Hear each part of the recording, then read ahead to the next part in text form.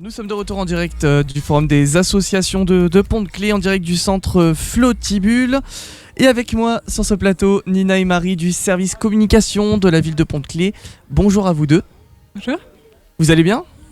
Ça va. Un peu stressé, je vous sens un peu. C'est votre première radio, j'imagine, mais ça va bien se passer. Donc, est-ce que vous pouvez vous présenter à l'ensemble de nos auditeurs pour que on puisse faire connaissance ensemble ? Ouais. Oui, effectivement, on n'a pas l'habitude de passer derrière le micro parce que normalement c'est nous qui posons les questions et qui interviewons parce qu'on travaille toutes les deux pour le service com et on fait le journal qui s'appelle Sur le Pont. Qu'on peut retrouver régulièrement dans les boîtes aux lettres pontoises. Hein. Voilà, qu'on va pouvoir retrouver maintenant tous les mois dans les boîtes aux lettres pontoises. Et moi je m'occupe plus spécifiquement du journal avec Marie. Ouais. Du coup je suis sur le journal et aussi sur la communication web. Donc tout ce qui est réseaux sociaux, tout ça aussi également. Le site, Insta, Facebook. Alors justement, comment ça se passe un service com dans une ville justement, faut être un peu sur tous les terrains, j'imagine, à la fois en extérieur, à la fois en intérieur, à la fois, sur des événements comme aujourd'hui sur le forum, faut mobiliser aussi, je pense, beaucoup de matériel. Comment ça se passe généralement ? On est effectivement pas mal sur le terrain. Enfin, c'est à la fois un travail en interne au sein du service de rédaction, de diffusion toutes les infos qui nous viennent de l'ensemble des services de Pont-de-Claix. En fait, on raconte tout ce qui se passe sur le territoire et toute l'action municipale, en fait, tout ce que déploie la ville. Et puis dès qu'il y a un événement ou un sujet à couvrir, on y va. Il y a au moins une personne du service qui se déplace, qui va faire des photos, rencontrer des gens. C'est le cas à la fois pour les événements comme ça où on fait des posts Facebook, Instagram, ce genre de choses. Et puis aussi, pour certains événements, on fait des articles dans le journal pour raconter ce qui s'est passé. Oui, j'imagine que c'est aussi important, étant donné que c'est aussi une transparence aussi, c'est-à-dire que par exemple, ce qui se passe au niveau de la ville ou au niveau associatif, c'est divulgué, c'est posté en public pour que justement les Pontois, les Pontoises puissent accéder à cette information assez rapidement. C'est ça, qu'ils soient au courant, qu'ils aient toutes les infos pour pouvoir se rendre aux événements et s'ils les ont ratés, qu'ils puissent savoir ce qui s'est passé aussi. Alors pour nos jeunes qui nous écoutent, qui souhaiteraient par exemple se lancer dans la COP, comment ça se passe au niveau des études de com ? Vous avez quel bagage par exemple au niveau universitaire pour accéder justement à ce métier ? Alors moi j'avais fait une licence qui avait rien à voir et après je suis partie sur un master communication d'entreprise, donc ici à Échirol. À l'ICM donc. Ouais, l'ICM. Ah je vais y rentrer moi dès la rentrée. Et moi j'ai aussi fait une licence qui a rien à voir, un master qui a rien à voir non plus. Et j'ai appris plutôt la com sur le tas en fait, dans des stages ou dans d'autres boulots avant de rejoindre la ville. Et donc vous participez, donc on l'a dit, au journal Sur le Pont, que vous allez pouvoir retrouver, donc c'est un mensuel, vous allez pouvoir retrouver dans toutes les boîtes aux lettres ici à Pont-de-Claix. Donc ça passe par de la rédaction d'articles. J'ai vu aussi que le visuel c'est de vous, vous faites tout de A à Z, j'imagine, au service com. Ah ouais. C'est ça. C'est-à-dire vous touchez même à Illustrator, Photoshop, j'imagine à toute la suite Adobe également.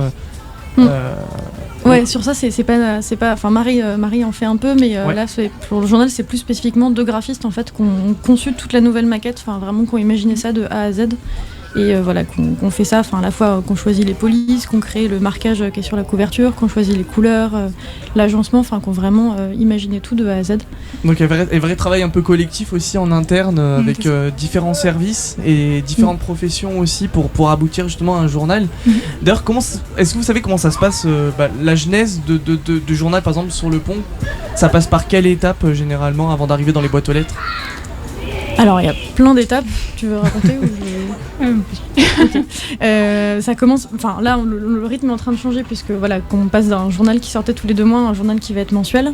Mais là le schéma typique c'est que par exemple à la fin d'un mois donné on va rencontrer, on va faire le sommaire déjà en équipe. On va se dire quels sont les événements qui vont venir, qui arrivent, qui sont importants, et puis quels sont les sujets qu'on veut traiter, qui sont soit des sujets d'actualité, soit des sujets qui nous paraissent intéressants ou à mettre en valeur. Ça va beaucoup se baser aussi sur tous les retours qu'on a de l'ensemble des services de la ville, des assos, tout ce que nous remontent les acteurs du territoire en fait. Donc on va faire ce sommaire-là, on va le soumettre à une équipe, un comité de rédaction qui est composé entre autres du maire en fait, qui va aussi, ce comité de rédaction va nous apporter d'autres détails sur ce qui se passe et va pouvoir un peu nous aider à affiner un peu l'angle.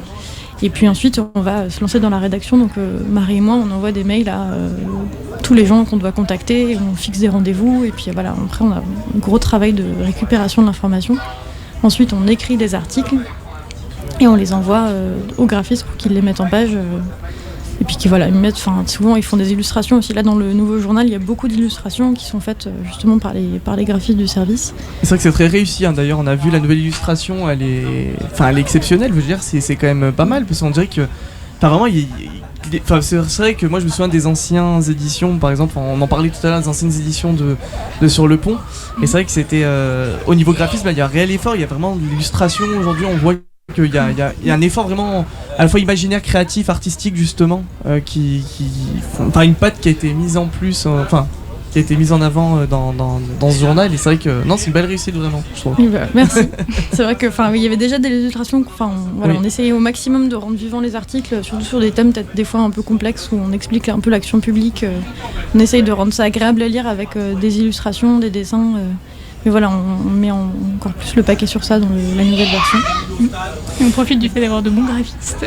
Ah bah oui, hein, c'est important, effectivement, d'avoir une équipe au top. Et du coup, heureusement que vous pouvez compter aussi sur l'aide et le soutien des graphistes présents. Parce que c'est vrai que c'est un gros travail aussi, hein, j'imagine, de trouver à chaque fois les idées, de les mettre en application aussi via les logiciels, tout ça, c'est un gros travail. Ouais, c'est un travail d'équipe. Et puis on n'a pas mentionné deux autres personnes essentielles au service, du coup la directrice qui chapeaute un peu toutes les missions et qui fait remonter notamment beaucoup d'informations. C'est elle qui va avoir le gros de l'info en fait, qui est remontée par les autres directeurs en fait, qui va nous alimenter énormément sur le sommaire, qui va être un peu la personne clé pour faire passer les infos, et puis une assistante de direction aussi qui fait aussi le lien avec les autres services, puis qui s'occupe que tout roule en fait.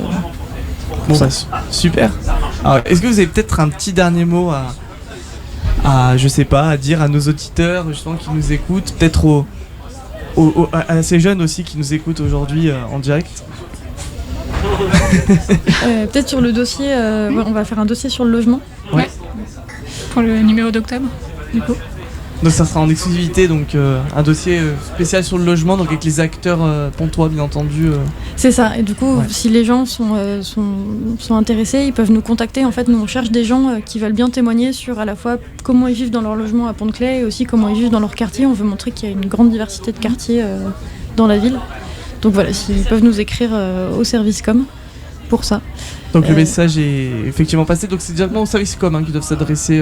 Oui. Ouais, et en général, s'ils ont des idées d'articles, même, ça peut toujours être intéressant qu'ils nous envoient un mail. On ne pourra pas forcément le faire, mais voilà, en tout cas, qu'ils nous soumettent leurs idées, on est hyper preneurs de ça. Quoi. Donc que ce soit les associations, les citoyens lambda, on va dire. Ouais, exactement. Tout le monde peut apporter sa pierre à l'édifice en proposant des sujets et puis en faisant vivre ce magnifique journal. Voilà. Exactement. C'est vraiment ça l'objectif de cette nouvelle formule aussi, c'est que ce soit un peu un journal fait par et pour les Pontois limite. Oui. Donc vraiment mettre l'accent sur les habitants, les associations. Donc très hyper local, on va dire. C'est ça. Exactement. Ouais. Et en tout cas, merci à vous deux, merci Nina et merci Marie d'avoir accepté ce temps d'échange ici sur les ondes de Radio BCV. Et puis en tout cas, bonne continuation à vous. Merci. À très bientôt. À bientôt.